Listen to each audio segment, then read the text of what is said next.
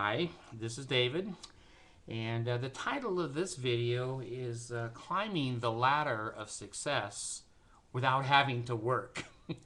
This is going to be a popular video, especially among the Mormons.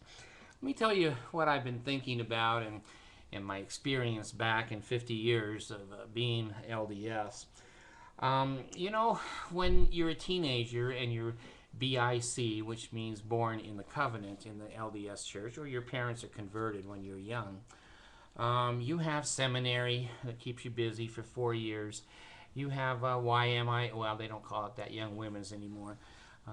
Well, they call it Young Women's, but they don't call it Mutual Improvement Association. I was in the Mutual Improvement Association.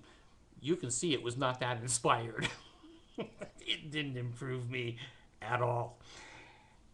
Here's what I see. Okay, you get these kids that are 18, they're coming out of high school, they don't know what they wanted to be. When I went to college at 19, I had no idea even what my major was going to be. So you get these young men who want to cruise town. They want to, have dates and go out with girls, which is a natural thing at those ages. They've been on the track team or the football team, and they're used to people clapping and roaring them on, and the cheerleaders lifting their dresses up. And, it's a pretty good life when you're there in high school. Well, now you're graduating from high school, and you're a Mormon.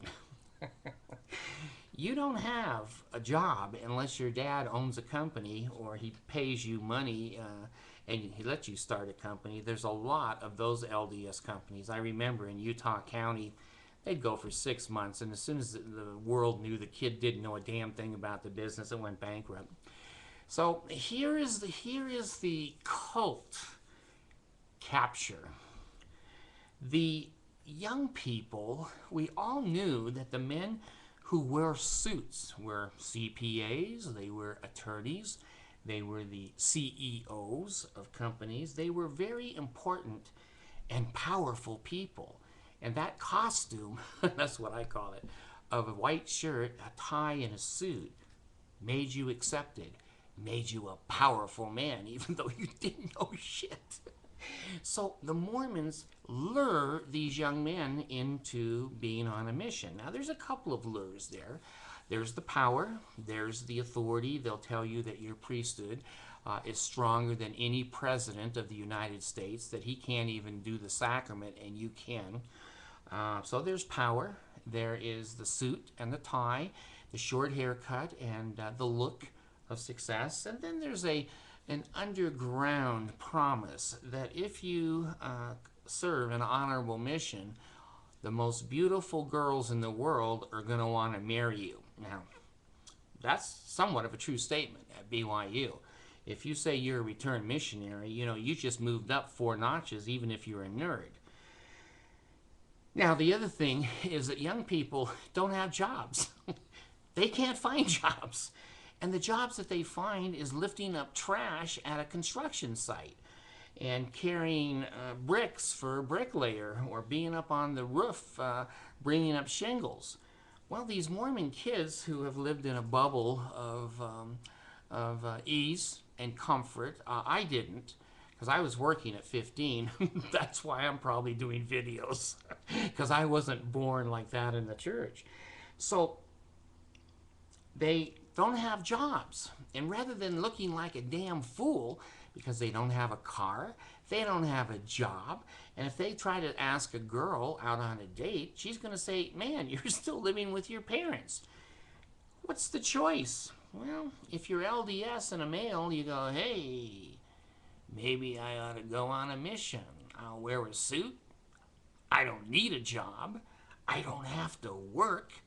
And the most beautiful girls in the LDS church will marry me, and I don't have to do anything that's hard. Well, there's the beginning of moving up the ladder and not having to work for it.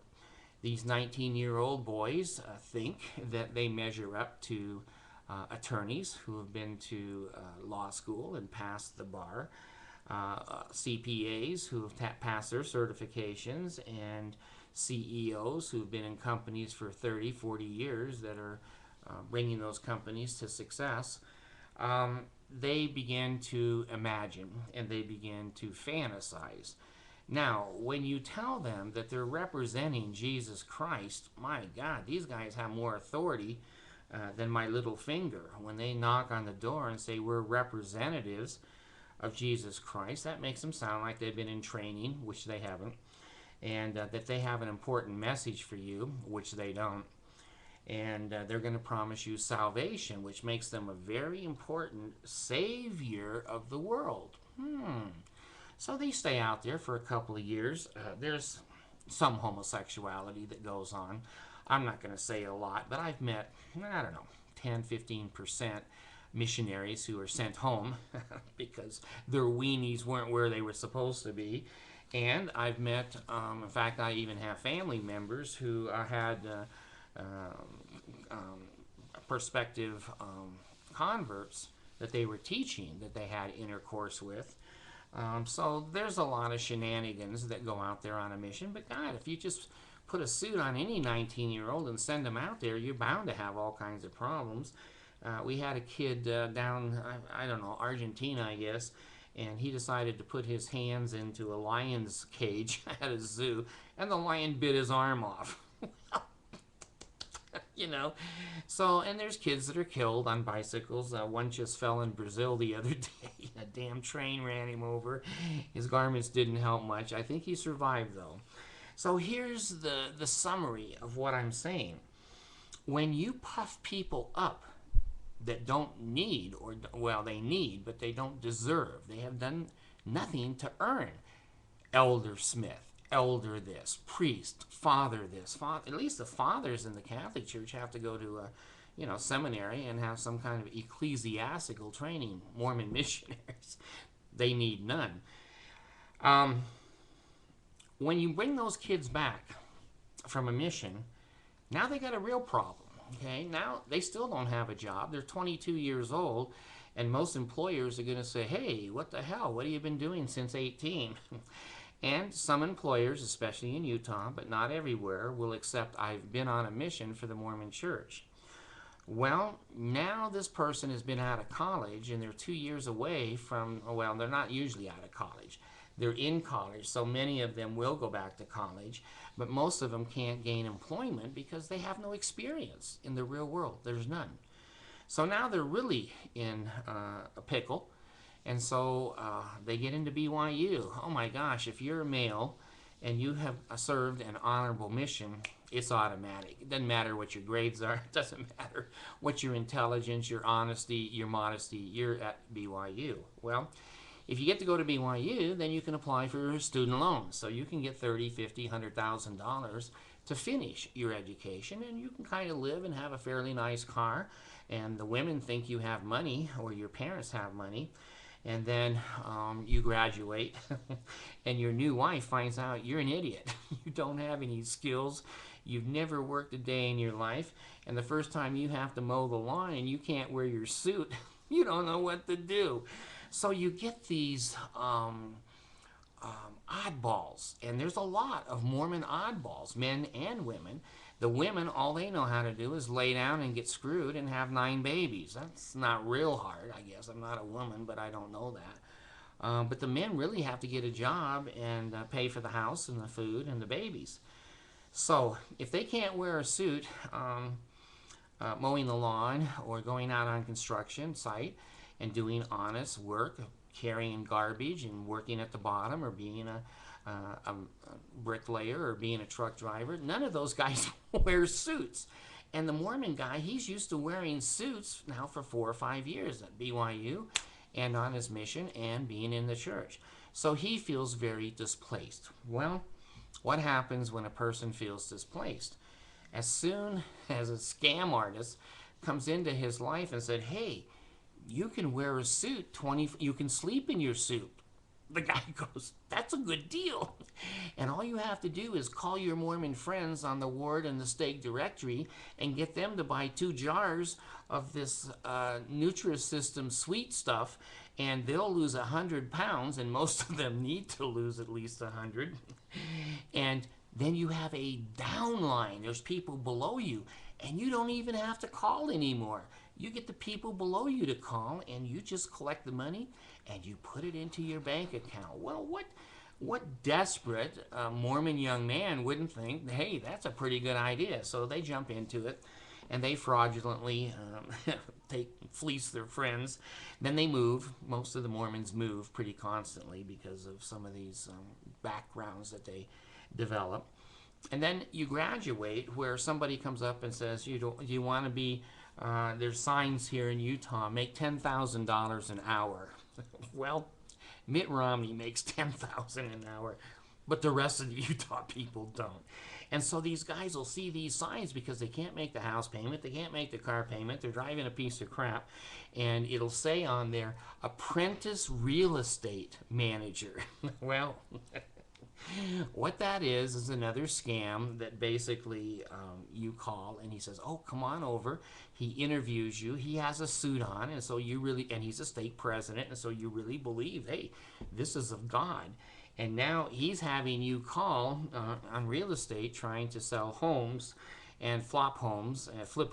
Look, they're flipped and flopped here. And he makes money. You make like 1%, and he makes 13 or 15%. So, you're being taken advantage, but you get to wear a suit. You do get to wear a suit and go to these important closing meetings. Well, then I've seen other signs, not just real estate, but investing. Can you afford $100? You'll have $1 million in a month.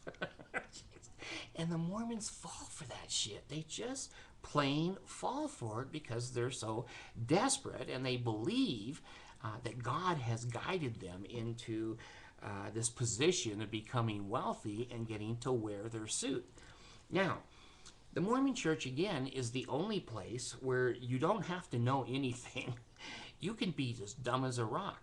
But if you dress in a suit and you bow your head and say yes constantly, and you don't make any waves, you're going to move up the corporation like a greased pig.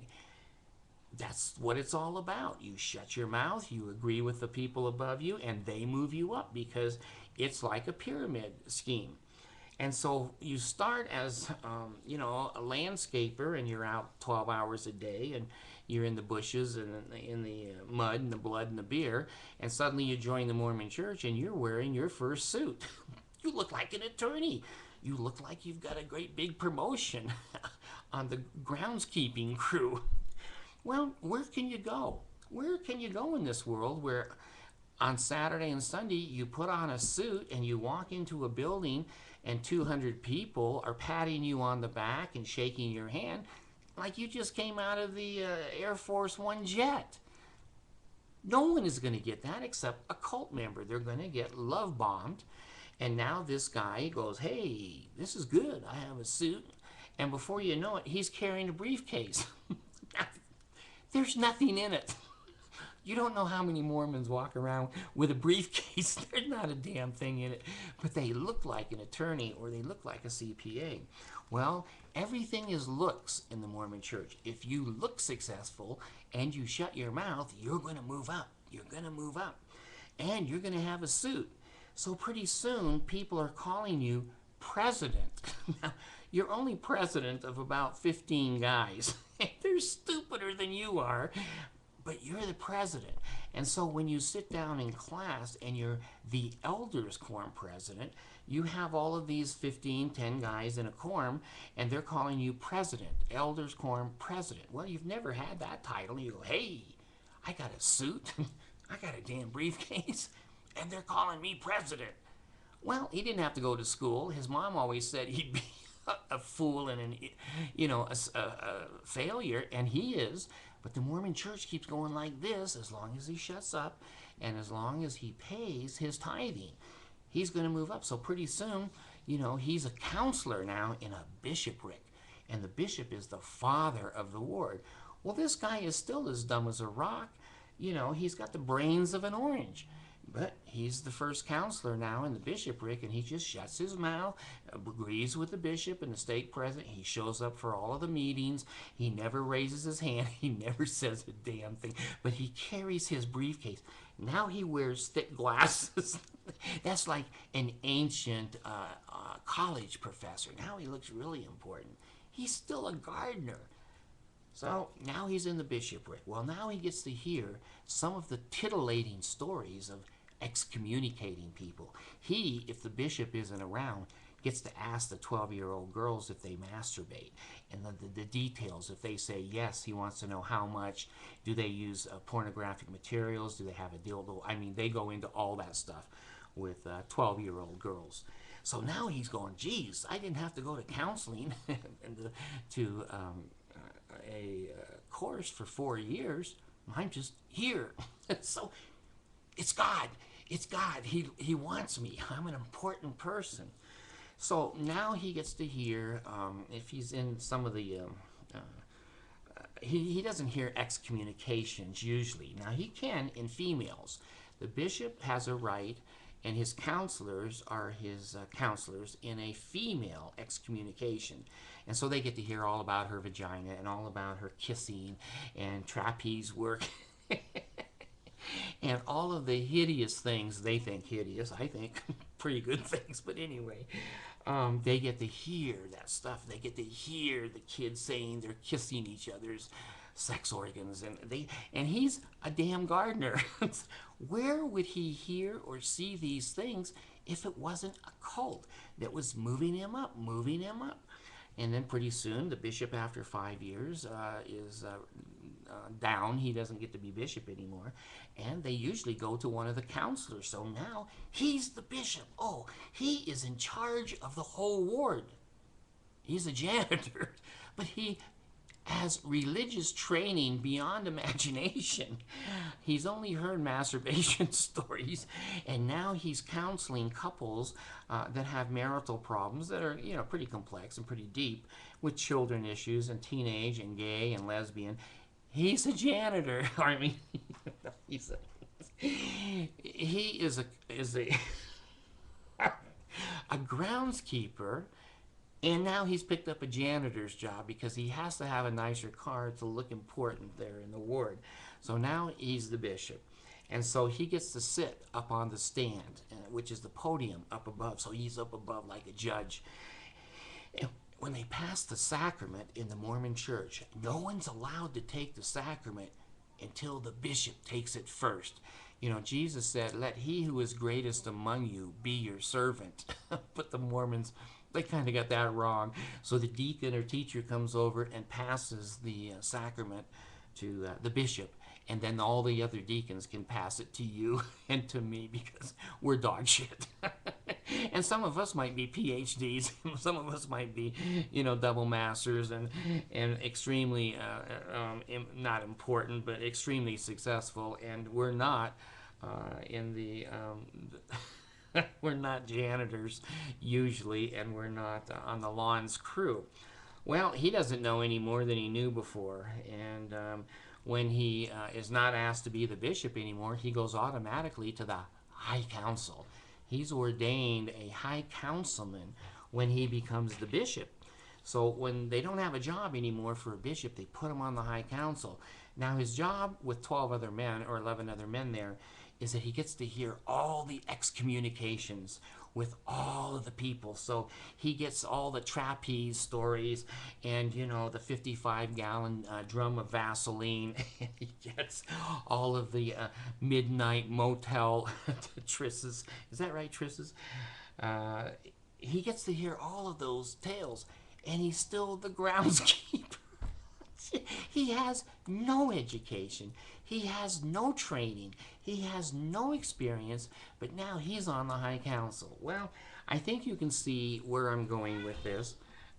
Recording children, you can see where I'm going, that basically they move up the ladder of supposed success without any obstacles. If they keep their mouth shut, wear their glasses, and carry their briefcase, they're going to move up. So this is the way you climb the ladder of success in the Mormon church with no effort, no education, and no training. Thanks.